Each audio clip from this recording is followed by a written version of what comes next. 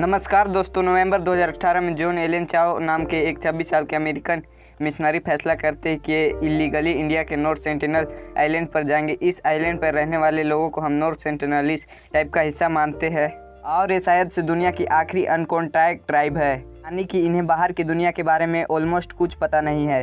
John एक Christian है और इस हद तक ऑब्जेस्ट हो चुके हैं अपने धर्म से कि ये इस आइलैंड पर रहने वाले लोगों को क्रिश्चियनिटी का पाठ पढ़ाना चाहते हैं। तो ये पास वाले आइलैंड पर पहुंचकर वहां मौजूद एक लोकल मछुआरे को रिश्वत देते हैं 25,000 रुपए की और उसे कन्विंस कर लेते हैं कि वो उन्हें इस आइलैंड पर छोड़कर आए। 14 नवंबर 2018 की रात वो ये सफ़र पर निकलते हैं रात के अंधेरे में, ताकि कोस्ट गार्ड इन्हें ना देख ले। अपने साथ ही अपना गोप्रो कैमरा लेकर आए हैं, कुछ कैचिया है, कायक है, कुछ सूखी हुई मछली, फुटबॉल और एक बाइबल से हैज अ गिफ्ट दे सके सेंट्रनलीज लोगों को। 15 नवंबर सुबह जैसे ही उस आइलैंड के करीब पहुंचते हैं, ये लोकल मछुआरे को कहते हैं कि वो दूर ही वेट करे। ये अपनी कायक निकालकर करीब जाते हैं। पास पहुंचते ही इन्हें एक घर दिखता है और कुछ औरतों की बात करने की आवाज़ आती है।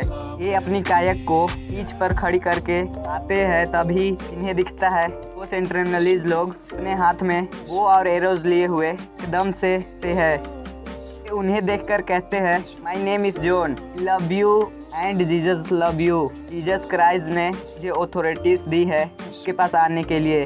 मैं आपके लिए कुछ खाना लाया हूँ। दो आदमी तीर को अपने बो में रखते हैं और ऑलरेडी हो जाते हैं शूट करने के लिए। जॉन पैनिक में वापस मुड़ जाते हैं। कुछ घंटे बाद ये दोबारा से कोशिश करते हैं। इस बार ये नॉर्थ शोर पर जाते हैं। आइलैंड के दूर से इन्हें दिखता है कि ज़मीन पर मौजूद 6 सेंट्रनलीज लोग इनकी तरफ देखकर चिल्ला रहे हैं और कुछ बोलने लग रहे हैं, इसलिए यहाँ भाषा किसी को समझ नहीं आती एक दूसरे की। आज के दिन पूरी दुनिया में ऐसा कोई नहीं है दोस्तों जो इन सेंट्रनलीज लोगों की भाषा समझ सके, सिवाय इन सेंट्रनलीज लोगों के। खुद जॉन को जो भी समझ आता था वो उसे दोहराने की कोशिश करते थे और उनकी तरफ चिल्लाते थे। वो सेंट्रनलीज लोग सुनने लग जाते हैं। इन्हें देखकर जॉन धीरे धीरे और करीब जाते हैं। जॉन एक सेफ डिफरेंस पर रखकर जो इनके लिए लाए थे तोहफे में उन्हें धीरे धीरे नीचे डालना शुरू करते हैं। इस बार एक बच्चा और एक यंग लड़की वहाँ पर खड़ी थी, इसके हाथ में बो और एरस थे। जॉन अपनी कायक से नीचे आते हैं, उस बच्चे के बात करने की कोशिश करते हैं। पीछे से एक सेंट्रनलीज आदमी की कायक छीन लेता है और ये बाइबल से कुछ चीज़ समझाने की कोशिश करते हैं इस बच्चे को, लेकिन कुछ ही सेकेंड बाद वो बच्चा जॉन के छाती पर एम करते हुए तीर चला देता है। वो एरो बायचांस बाइबल की किताब में जाकर लगता है और जॉन की जान बच जाती है। एक बार फिर जॉन पैनिक में आकर जॉन वहां से भाग आते हैं, लेकिन इस बार उनकी कायक भी नहीं थी। वो स्विमिंग करके किसी तरीके से बोट तक पहुँचे है। एक बार फिर जॉन बोट लेकर निकल पड़ते हैं नॉर्थ सेंटिनल आइलैंड की तरफ। इस बार वो वापस लौट कर नहीं आते। जो लोकल मछुआरा उन्हें छोड़ने गया था वो दूर से देखता है कि सेंट्रनलीज लोग एक बॉडी को बरी करने लग रहे हैं। कपड़े देखकर पता चलता है कि जॉन एलन चाओ की बॉडी थी।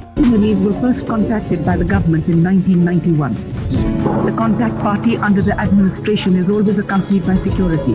The arrow shooting sentinels are a constant fear. क्या ये तीर तलवार युग युग पुराना कोई संदेश तो नहीं दे रही, जिससे शायद नॉर्थ सेंट्रनलीज लोगों के बारे में कहा जाता है कि ये आज से करीब 10,000 साल से लेकर 30,000 साल पहले ये लोग इस आइलैंड पर आए थे और तब से ये आइलैंड रहे है आइसोलेटेड ही, बाकी दुनिया से कट ऑफ रहे हैं। इसका मतलब ये भी हुआ कि इन्होंने खेती बाड़ी करने की कभी सीखी ही नहीं। एग्रीकल्चर का आविष्कार आज से करीब 12,000 साल पहले हुआ है, लेकिन इसका मतलब ये हुआ कि ये आखिरी स्टोनेज ट्राइब है, यानी ऐसे लोग जो आज के दिन भी स्टोनेज के ज़माने की तरह रहते हैं। एक हंटर गैदरल लाइफ स्टाइल जीते हैं, यानी कि ये अपने खाने को ये उगाकर नहीं खाते, पेड़ से तोड़कर फल खाते हैं, जानवरों की हंटिंग करते हैं और मछलियों की फिशिंग करते हैं और यही इनका खाना है। ये लोग दुनिया की सबसे आइसोलेटेड ट्राइब इसलिए है क्योंकि आइसोलेटेड रहना चाहते हैं। जब जब बाहर की दुनिया ने इनसे कांटेक्ट करने की कोशिश करी है, इनके साथ वायलेंसी देखने को मिला है। ज़्यादातर ट्राइब हिस्टोरिकली देखा जाए सबसे पुरानी रिकॉर्ड हमारे पास अंडमान एंड निकोबार आइलैंड का है। 2nd सेंचुरी 18 से जब एक रोमन मैथमेटिशियन क्लोडियस टोल्मी ने अंडमान एंड निकोबार आइलैंड को डिस्क्राइब किया था लैंड्स ऑफ कैनिबल पुकारकर। अब ये डिस्क्रिप्शन इन्होंने एक्चुअली में नॉर्थ सेंटिनल आइलैंड के लिए नहीं दी थी, बल्कि पूरी की पूरी अंडमान एंड निकोबार आइलैंड के लिए दी थी। तो हमें नहीं पता कौन से ट्राइब को रेफर कर रहे थे। आज़ादी के बाद दोस्तों इंडियन गवर्नमेंट ने कई एक्सपीडिशन करी नॉर्थ सेंटिनल आइलैंड पर। 1917 में एक ऑफिशियल टीम गई इस आइलैंड पर और इन्होंने स्नो टैबलेट सेट किया, ये डिक्लेयर करते हुए कि north sentinel island Indian territory का हिस्सा है। साल 1981 में एक इंसिडेंट हुआ था जब मर्चेंट शिप प्राइम रोज नाम से बांग्लादेश से ऑस्ट्रेलिया जा रहा था। तूफान आया और ये उस आइलैंड पर अटक गए।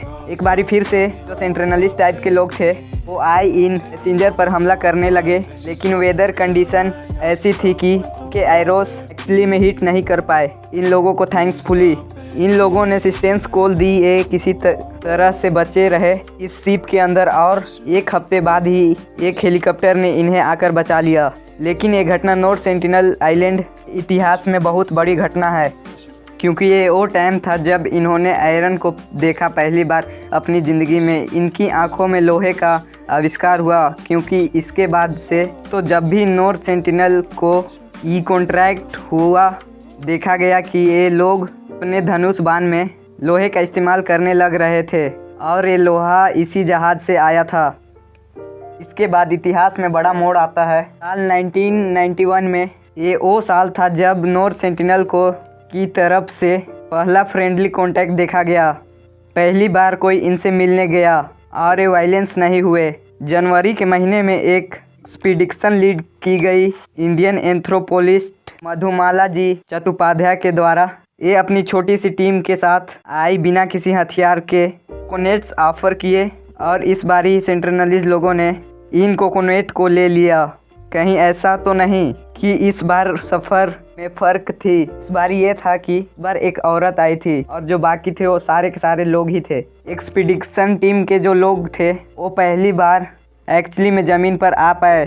साल 1991 के बाद जितनी भी एक्सपीडिशन हुई, जितना भी कांटेक्ट करने की कोशिश करी गई सेंट्रलिस्ट लोगों को, फिर भी से वायलेंस ही देखने को मिला। हम ये नहीं जानते कि ये ऐसा क्यों हुआ, क्यों इन छोटे से टाइम पीरियड के लिए सेंट्रलिस्ट लोग इतने फ्रेंडली हो गए थे और बाद में फिर वायलेंस हो गए।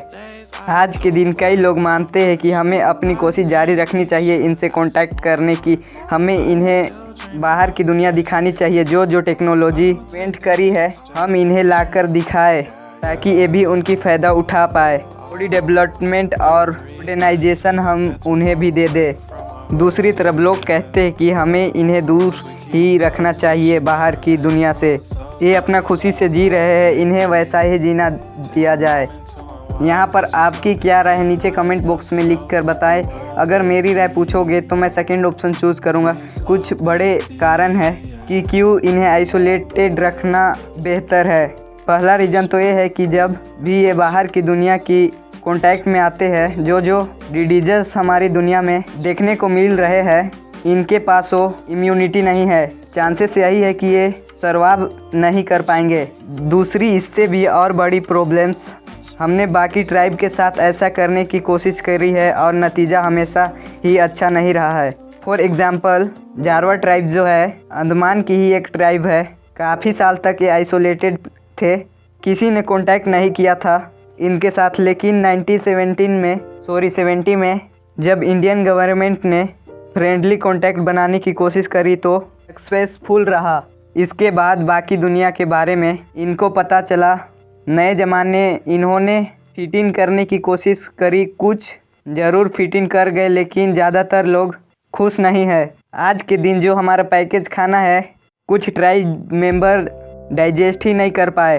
कुछ जो कर पाए वो मोटे हो गए क्योंकि इन्हें कंट्रोल करना नहीं आया। एकदम से इतना ज़्यादा खाना मिल गया, इससे पहले इन्हें हंट करना पड़ता था। बाकी अल्कोहल, तंबाकू जैसे सब्सटेंस से इन्हें इंट्रोड्यूस कराया गया तो इंस्टेंटली एडिक्टेड बन गए, क्योंकि बचपन से वो बड़े नहीं हुए ये समझते हुए कि ये जो चीज़ है इनसे दूर रहना चाहिए, ये गलत है। इसके अलावा जो इसका कल्चर है, रहने का तरीका है, जो इनकी भाषा है, सालों से चलते आ रही है। जब ये मॉडर्न से आईटी में इंटीग्रेट होंगे तो ये सब लूज आउट कर जाएंगे। बाकी और जो अंडमान एंड निकोबार आइलैंड की ट्राइब है दोस्तों, उनके साथ यही होने लग रहा है दोस्तों। उम्मीद करता हूँ वीडियो इन्फॉर्मेटिव लगा होगा। धन्यवाद।